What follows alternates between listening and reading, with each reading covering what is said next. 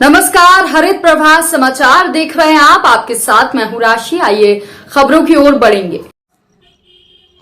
अनाथ युवक के साथ हुई धोखाधड़ी, घर बिकवा कर हड़प लिए 15 लाख। टेकुआ गांव का मामला। अनाथ होने के बाद अनुकंपा में ना हो जाए तो छिपा दिए दस्तावेज। युवक को नशीला पदार्थ खिलाकर कई दिनों तक बनाए रखा गया बंधक। मध्य प्रदेश के रीवा जिले के चौराटा थाना क्षेत्र के ग्राम टेकुआ में पवन चक्रवर्ती ने चौराटा थाने में ठगी की शिकायत करते हुए बताया कि राजेश पटेल नाम का व्यक्ति, जो अपने आप को अधिवक्ता कहता है, जो ग्राम टेकुआ का रहने वाला, मुझे अनेकों प्रलोभन देते हुए गुमराह करके मेरी निजी मकान को बेच दिया और मिले 15 लाख रुपए हड़प लिया और मेरे द्वारा पैसे मांगे जाने पर मुझे बातों में उलझाते हुए परेशान कर रहा है, जिससे मैं अब तंग होकर भाग जाऊं या आत्महत्या कर लूं।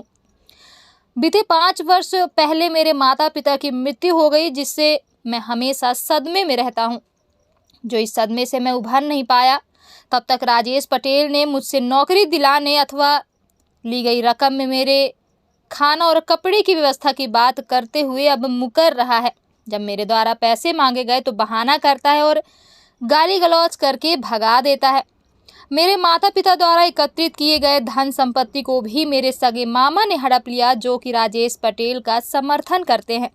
राजेश पटेल के साथ मिलकर षड्यंत्र करके मेरी सारी संपत्ति हड़प लिए। मेरी माँ शासकीय कर्मचारी थी, जिनकी नौकरी के दरमियान मौत हो गई थी, जो कि मेरी माँ की जगह मुझे अनुकंपा नियुक्ति के तौर पर राशि और नौकरी मिलनी थी, जिसमें उन्होंने मुझे बरगलाते हुए 2016 से लेकर अब तक घुमाते रहे। ना तो ये लोग मुझे मेरी माँ की संपत्ति दिए, ना ही मुझे अनुकंपा नियुक्त के तौर पर मिलने वाली नौकरी में कागजी सहायता किए, बल्कि मेरे सारे कागजात अथवा मेरे माता पिता के बैंक के कागजात और जो भी सास की जरूरी दस्तावेज हैं, वह सब राजेश अपने पास रखे हुए हैं।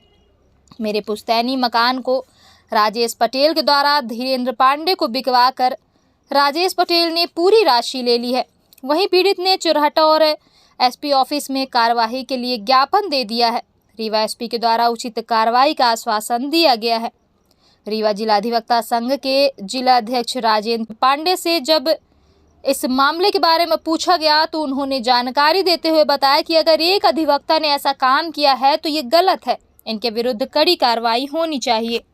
जी, मेरे माता पिता का देहांत 5 वर्ष पूर्व हो गया था, तो मेरे मामा ने मुझे कहा कि तुम्हारे माता पिता की अनुकंपा नियुक्ति मिलेगी और मेरी पहचान राजेश वकील से करवाई। राजेश सिंह एडवोकेट, जो अपने आप को अधिवक्ता कहते हैं। राजेश वकील ने मेरा घर मुझे अनेकों प्रकार के प्रलोभन देते हुए मेरा घर बिकवा दिया और तथा मुझे खाने पीने की सब सुविधा देते हुए, लेकिन उस खाने में सर पता नहीं क्या ऐसा क्या मिला दिया करते थे कि मुझे एकदम धुंधला धुंधला दिखता था।